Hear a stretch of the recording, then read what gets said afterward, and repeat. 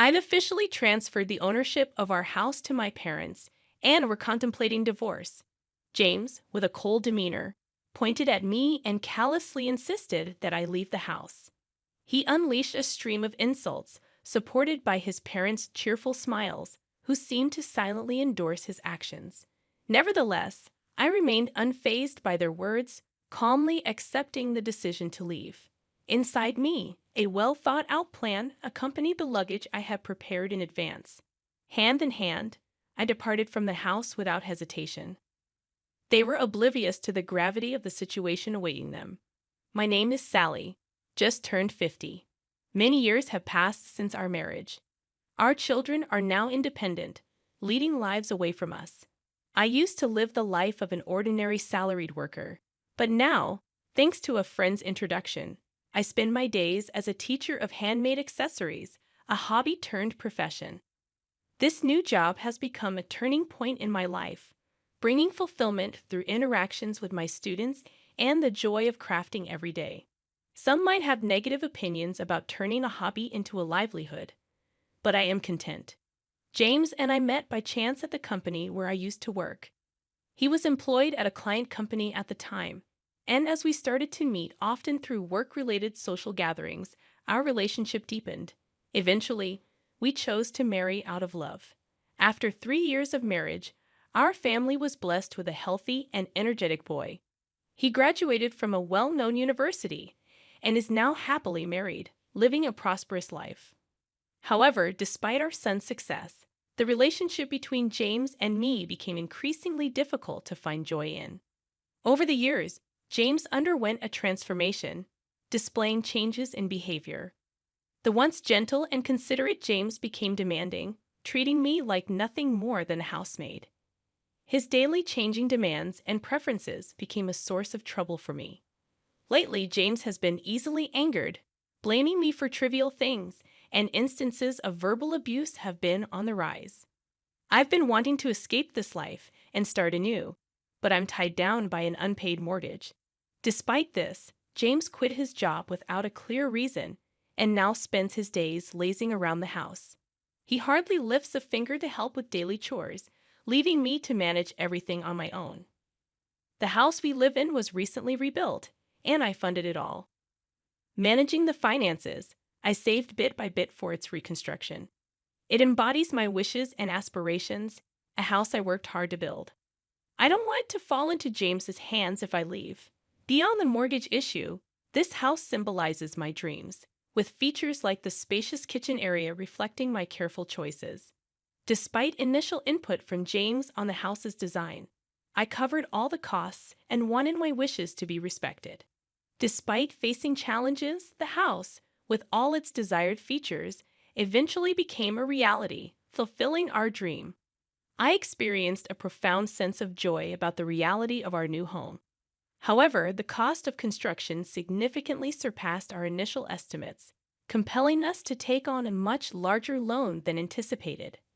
Accepting such a substantial loan in our 50s was unexpected, but the prospect of the happiness our new home promised provided us with the energy to overcome this financial burden. On the flip side, James appeared somewhat sulky, as his opinions and wishes were not well reflected in the house design. He expressed discontent, considering it unnecessary and akin to throwing money down the drain. Ignoring his complaints and grumbles, I pressed on. Gradually, he stopped talking to me and began resorting to childish behaviors, such as scattering trash and leaving things disorganized to provoke irritation. I wondered when this situation, this life, would come to an end, pondering these thoughts every day. A few months had passed since we moved into the new house when suddenly the doorbell rang. We weren't expecting any visitors that day, leaving me curious about who it might be. As I prepared to go to the front door, James, surprisingly, got up and headed there before me, possibly aware of the visitor's identity. After a while, cheerful voices and laughter emanated from the entrance. When the door to the living room slowly opened, revealing the visitors, I saw the faces of my unexpected in-laws, Harold and Alice. Honestly, I always felt pressure in my relationship with them. When we first announced our marriage, they treated me coldly, criticized me for my lower social status, and maintained an awkward attitude even on our wedding day. Their interference continued post-marriage, and each time I interacted with them, I wondered how to handle the situation. Despite thinking there had been some change or settling down due to lack of contact, their sudden visit surprised me. Greeting them politely, I felt a slight tension, but they passed by me without a word, intentionally ignoring my presence and bumping into my shoulder. They marveled at the house, expressing envy at the spacious and user-friendly kitchen. James proudly showcased the house to his in-laws, and upon their return, the expressions on their faces seemed satisfied.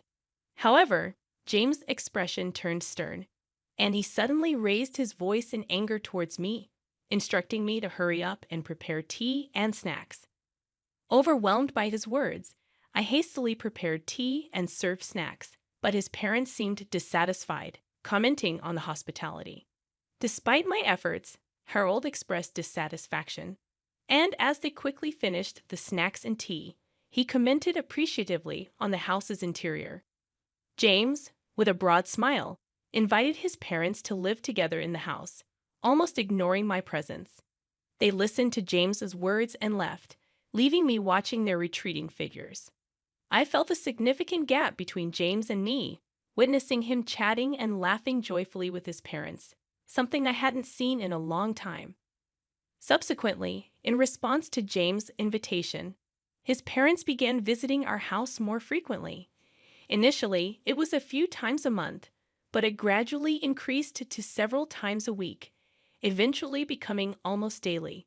However, their criticisms towards me never ceased, and James showed no signs of curbing them.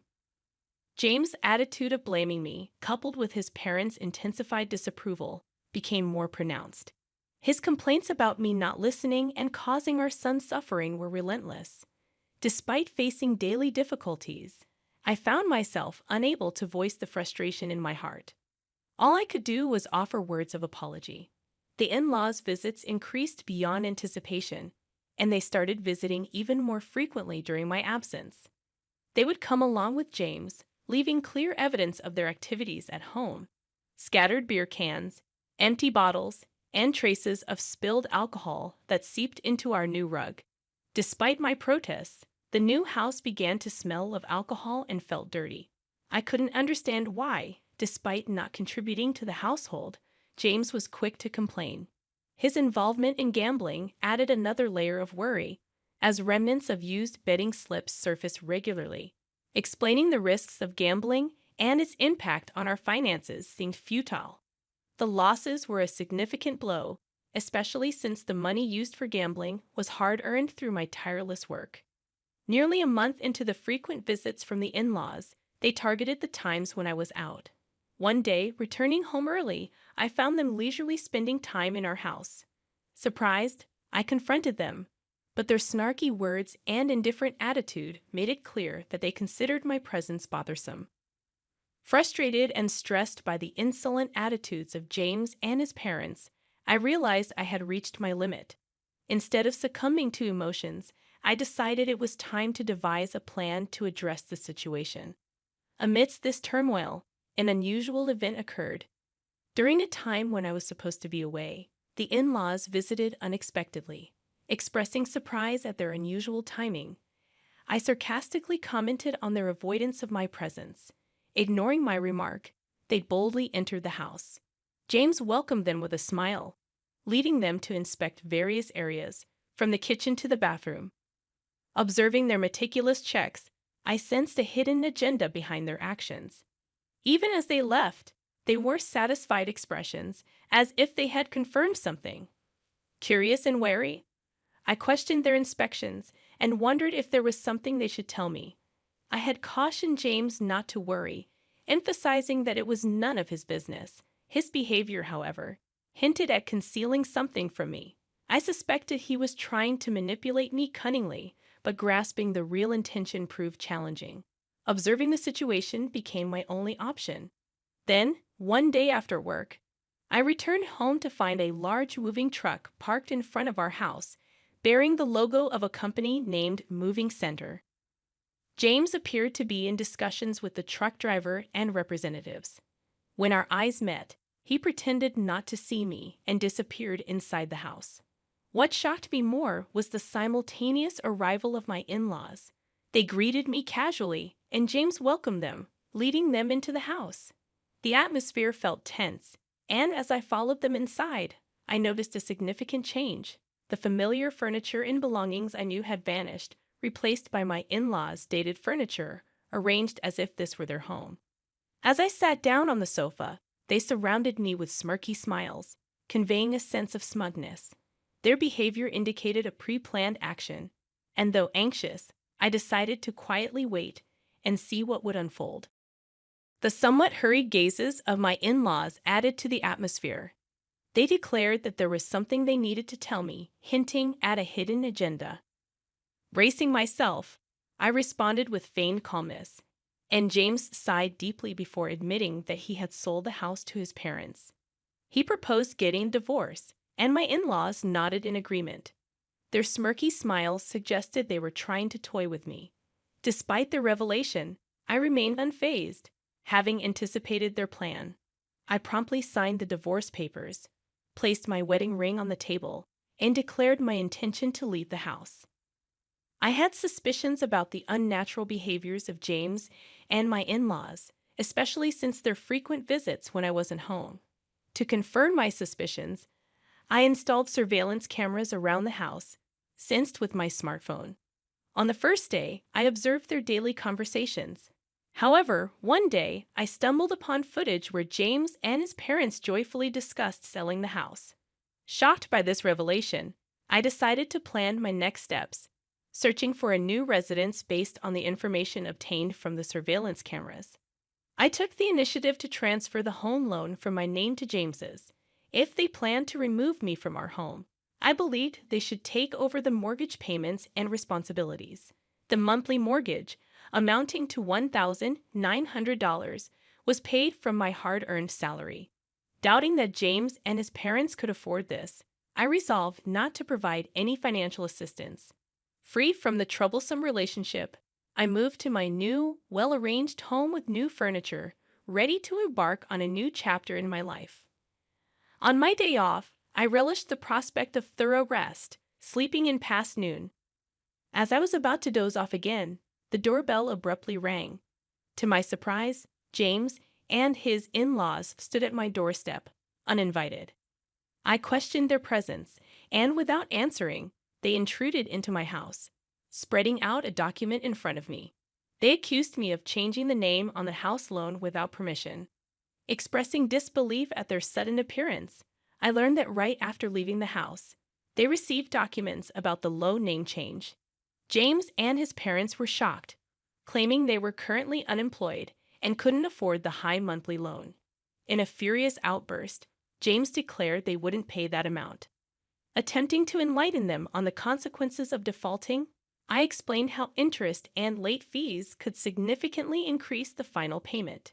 James initially seemed skeptical, but after searching for information online, his expression turned to one of shock and distress. I recommended looking for new employment for a fresh start. Their faces grew even paler as they realized the seriousness of the situation. They admitted to having no savings or assets, with James burdened by substantial gambling debts and no stable income. Frustrated, they pleaded for understanding and assistance, emphasizing the years they spent together. Unmoved by their pleas, I shut the door to escape their attempts to mend the relationship. Frustrated, they reported me to the police, leading to their removal from my property. Eventually, due to financial constraints, they relocated to a more affordable apartment on the outskirts of town. James secured a part-time job, supporting his family with that income. Meanwhile, my life remained unchanged, and I focused on my job. In my free time, I started a blog on handmade crafts, gaining attention and doubling my monthly income. Requests for me to serve as an instructor for workshops and courses increased. I had no thoughts of remarrying and planned to navigate life independently. Discovering an old household account book from the early days of my marriage brought back memories of our financial struggles. With a sense of resolve, I decided to build a new happiness on my own, placing the account book back on the shelf. My father has been expanding and generating profits within the company founded by my grandfather. Recently, he promised to transfer a luxurious villa, a mansion, to me. However, I've come to the realization that what's rightfully yours should also be mine as your husband. This mansion is now mine, and I plan to hire you as a housemaid. If you're not on board with that, well, you can always consider divorce. As it turns out, despite the mansion supposedly being in my name, my husband had clandestinely inscribed his own name on the legal papers. Does he genuinely believe that's acceptable? Does he comprehend the potential consequences of such actions? My name is Aaron, and while I don't intend to boast, I was born into a wealthy family. My father, the CEO of several companies, inherited the business from my grandfather, who initially started a small shop repairing and selling TVs and music systems. Over time, the company flourished, expanding into various branches and diversifying into the IT sector. My father's foresight, selling computers and accessories before they gained widespread popularity, proved to be a lucrative move. Besides IT, he ventured into real estate, collaborating with local businesses and actively contributing to community development. My mother served as the vice president of the company, and after studying it in college, I joined the family business. Despite the outward appearance of affluence, we didn't live as extravagantly as portrayed in TV dramas. My father believed in instilling good values, rejecting the notion that spoiling a child aids in their responsible growth. Our family home was spacious, and we had a maid, but as a child, I actively participated in household chores. Dining at fancy restaurants occurred infrequently, and our international travels were limited to once a year, with the majority being local trips. My school life seemed quite ordinary, and it would have been challenging for anyone to guess that my family was affluent. Due to my unassuming demeanor, I dated guys within my age group, just like any other girl. Among them, Michael, who later became my husband, was one of my colleagues at the same workplace. During those times, I worked as a sales representative and office manager at an IT-related shop, and Michael was also a sales rep there. I chose not to disclose that my father was the CEO to my coworkers, making it easier for Michael to approach me. I noticed that he was straightforward and had no reservations. Although I didn't seek extravagance, I'd always suggested places within Michael's budget. During our dates at restaurants, he would order generously, explaining that if there's extra, he'd eat it, opting for a cost-effective approach to enjoy a hearty meal. Some might have considered him a bit frugal, but I found it endearing. Unbeknownst to him, I earned several times more than he did, content with my fair compensation for the responsibilities I held. I unconsciously became accommodating. Michael, always keen on budget-friendly ways to satisfy his appetite, received my gestures with gratitude. During our dates, I'd often bought extra food or thoughtful gifts, knowing he would appreciate them. When shopping for clothes, I would add extra socks for him. And on occasions when I got a new bedspread, I'd include pajamas and a pillow for him. I genuinely enjoyed making him happy. Even when visiting his home, I willingly cooked for him and took care of the cleanup. Out of the blue, Michael proposed to me one day, expressing that there was no one better than me. At that moment, I hesitated, harboring reservations. After all, my father was the CEO of a major company, and he held a prominent position at my current workplace. I feared that if Michael were to discover this, he might reconsider our relationship. Deciding to take Michael to my parents' home for the first time, I aimed to introduce him to my family and disclose everything about our background. If he accepted it all, I would be more than willing to marry him. As Michael's inaugural visit to my family home approached, he appeared visibly nervous. However, my dad, though strict on occasion, generally exuded a calm demeanor.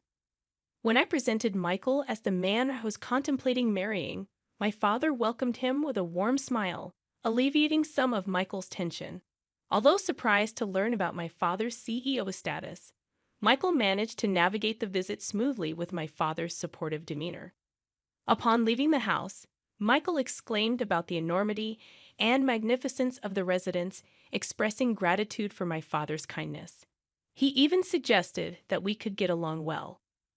When I casually mentioned my dad's ownership of additional buildings and a vacation home, Michael appeared more astonished.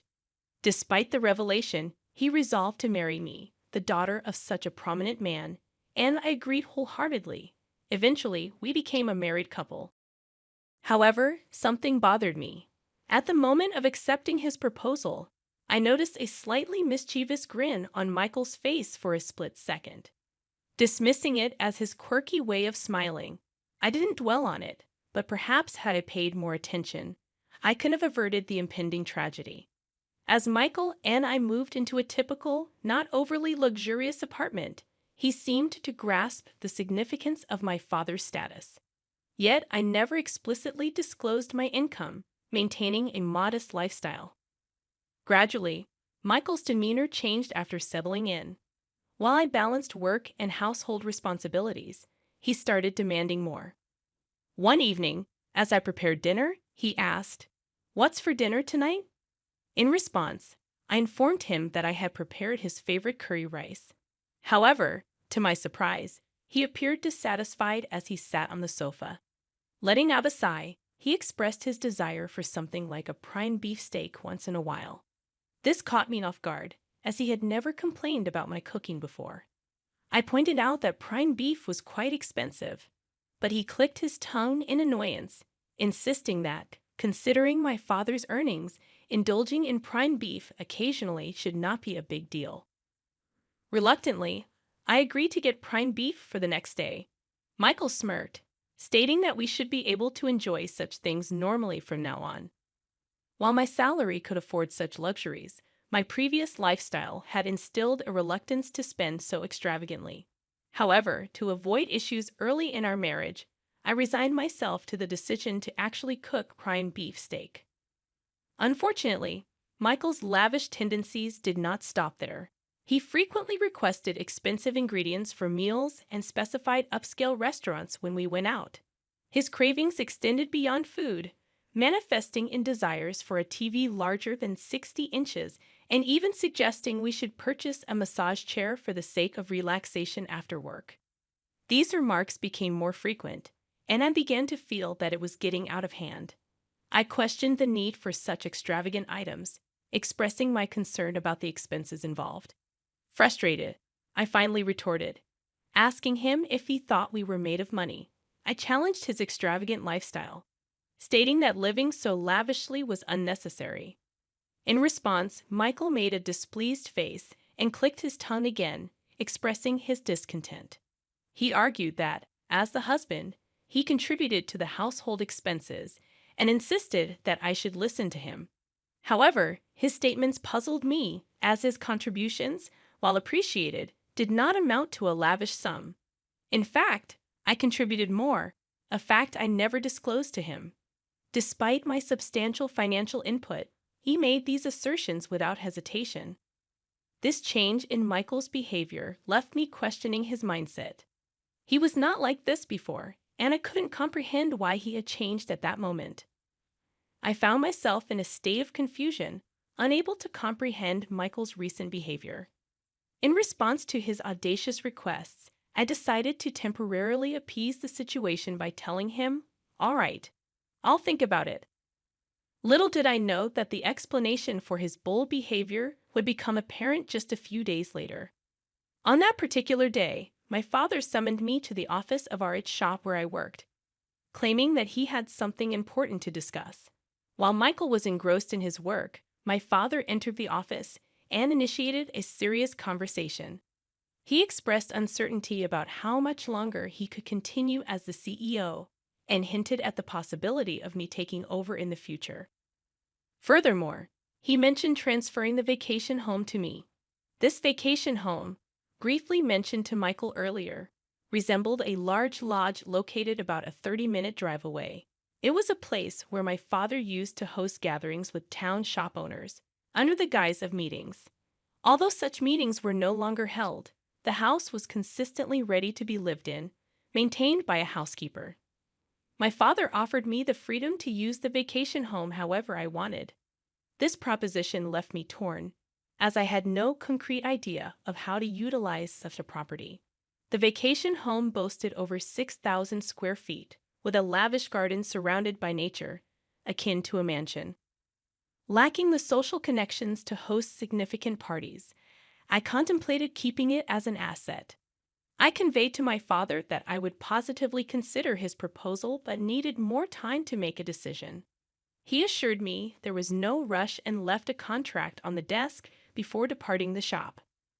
Returning home after work, I leaned towards accepting the mansion, intending to give it further thought the next day. However, the following day brought an unexpected turn of events. Upon arriving at work, I discovered that Michael, who typically arrived before me, was absent from the shop. Intrigued, I entered the office only to find him there. Instinctively, I asked, "What are you doing here?"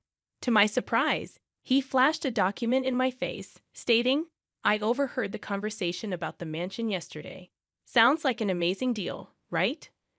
Dumbfounded by Michael's audacious move, I reluctantly signed the document he flaunted, a contract my father had handed me just the day before.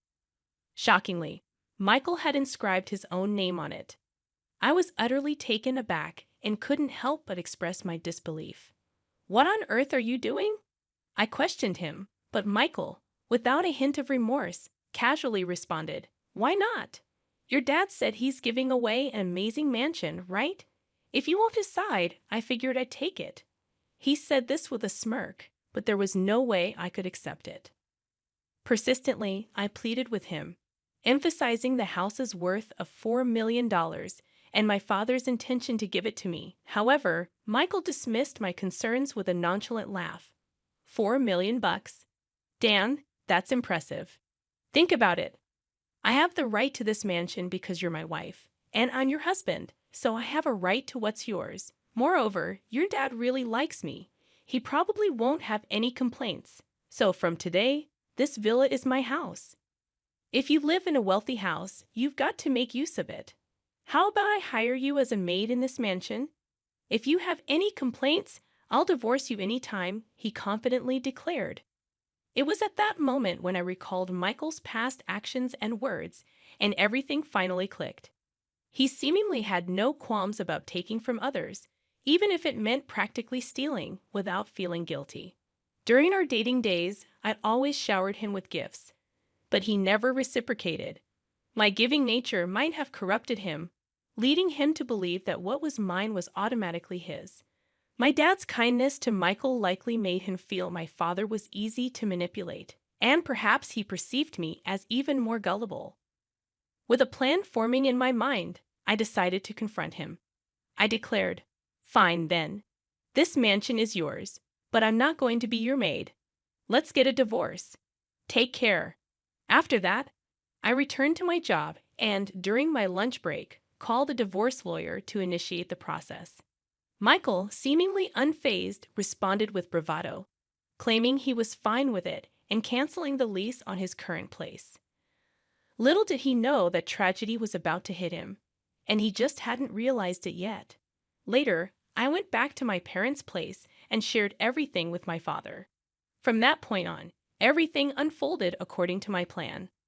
A few weeks later, Michael called me in a state of panic, having received an enormous bill. While his shock was understandable, it was only fair, considering the fixed property tax on the $4 million house he had claimed as his own. I casually informed Michael that he should expect to pay around that much for the property tax. However, he appeared utterly clueless, lacking knowledge that paying tax on owned property is common. Normally, my father would have covered the tax if he had received the property, but upon hearing the entire story, my usually calm father was furious. Despite my warnings about my father's strict nature, he declared he can have it if he can afford it, and accepted the property transfer to Michael. To be honest, a part of me wanted Michael to learn a tough lesson, and there was no way he could afford the hefty amount. Frustrated with Michael's persistent pleas, I decided to deliver a final blow. The annual property tax, I revealed, amounted to about $60,000. It dawned on me that Michael always had a mindset of trying to take advantage of his friends, possibly driving them away and leaving him without anyone to teach him common sense. Acknowledging that I may have been a bit unreasonable, I admitted that my once cute perception of Michael had drastically changed. Without any sympathy left, I hung up the phone.